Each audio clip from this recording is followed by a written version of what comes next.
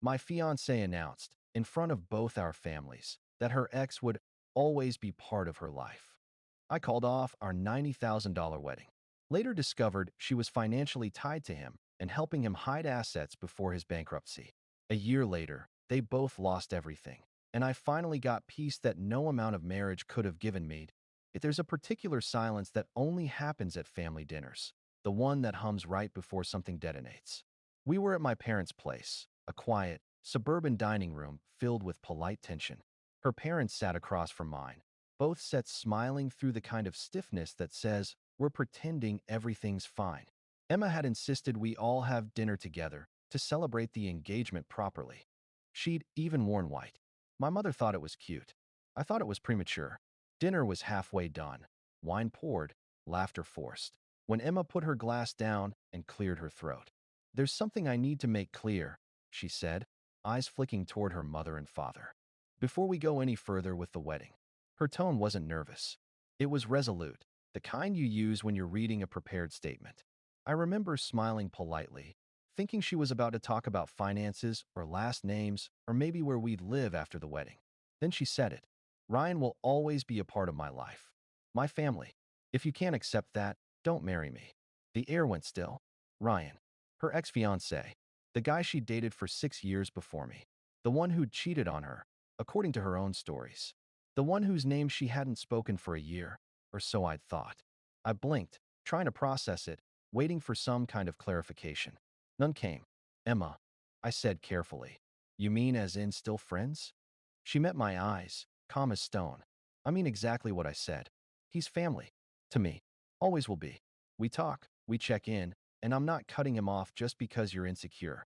There it was, the word that always lands like a slap. Insecure. Her dad shifted in his seat. My mom's fork froze midair. I looked around the table, searching for someone else to call this what it was, insanity, but everyone just stared at their plates like we were in the middle of a live grenade. "Emma," I said slowly, "you're telling me, a week before our wedding, that your ex, who you said destroyed your trust, is still part of your life, and I should just accept that?" She nodded. "Yes, because mature adults don't erase people. I can love you and still care about someone who's been important to me." Her mother reached for her hand, proud, like she'd just delivered a TED Talk on emotional intelligence. And that's when it hit me. This wasn't spontaneous. This was rehearsed. They'd known. Probably all of them.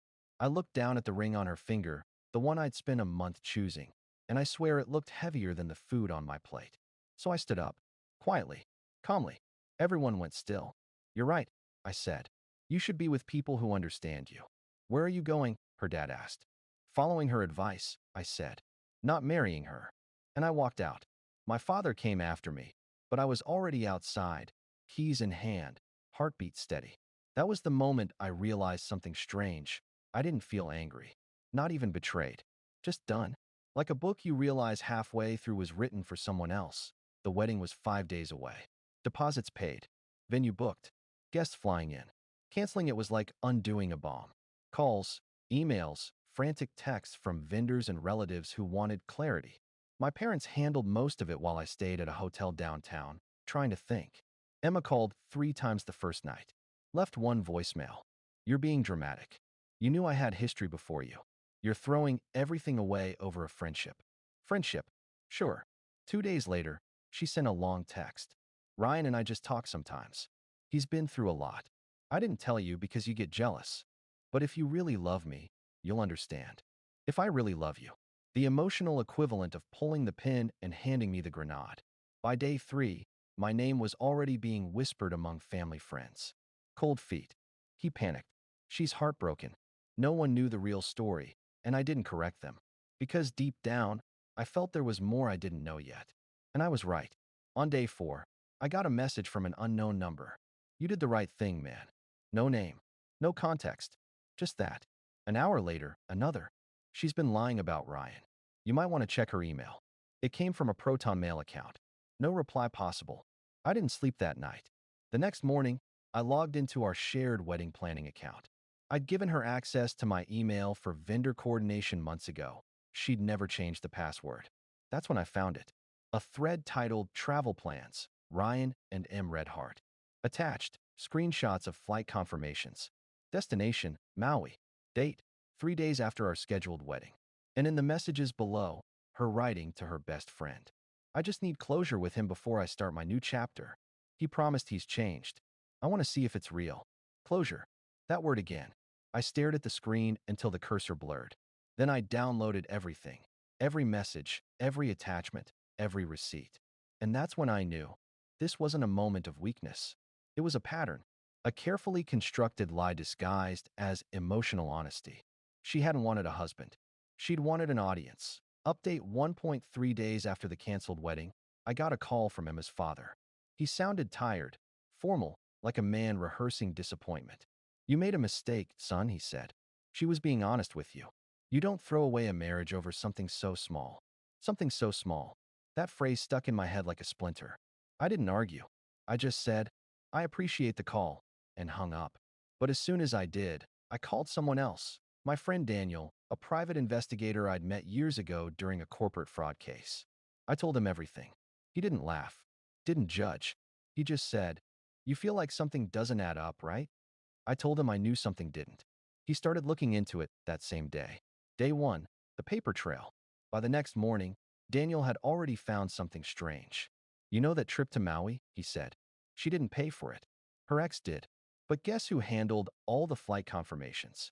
He sent me a PDF, a travel itinerary from Ryan's company email. Same dates, same hotel.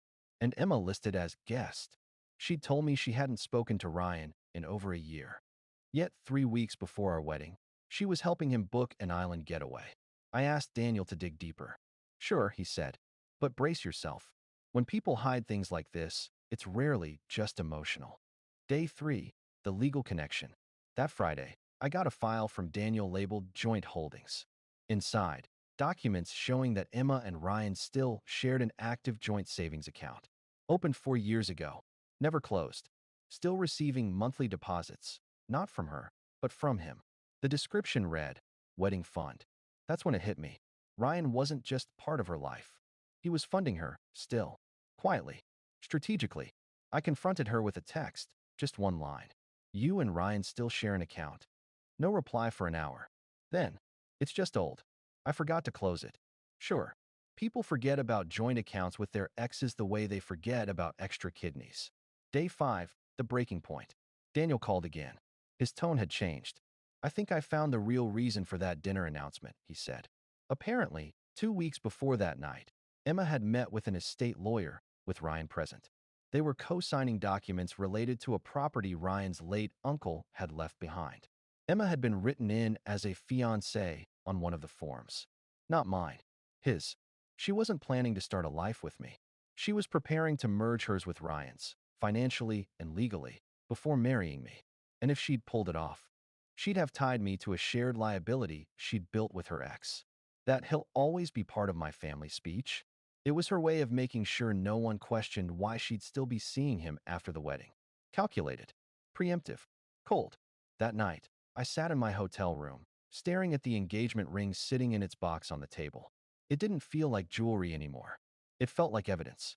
I thought about her parents, how calm they'd been that night, how rehearsed that dinner had felt. I realized then, they'd known about the property deal. They'd supported it. Because, from their point of view, she wasn't betraying anyone. She was securing a future. At my expense. The next morning, I went to my lawyer.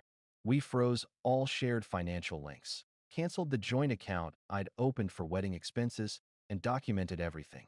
Emails, screenshots, text logs. Daniel's report went into a neat blue binder. Then I sent one final text to Emma. All ties between us are severed. You're free to make Ryan your family again. Just make sure he can afford it. She didn't respond. But that afternoon, Daniel forwarded me one last piece of information, something that twisted the knife one last time. Ryan never had an uncle. The inheritance was fake. A ruse to move assets under Emma's name before Ryan's bankruptcy hearing next month.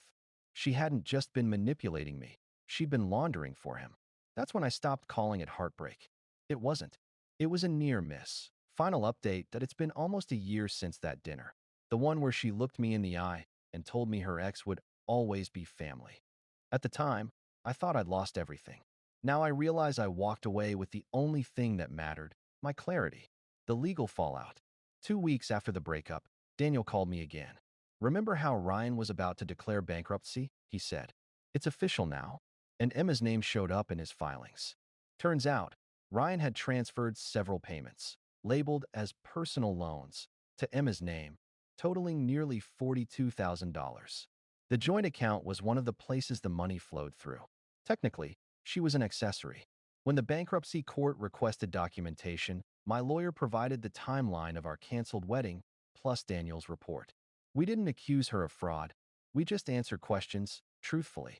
But the facts spoke for themselves. Within a month, Emma received a summons to testify in the bankruptcy investigation.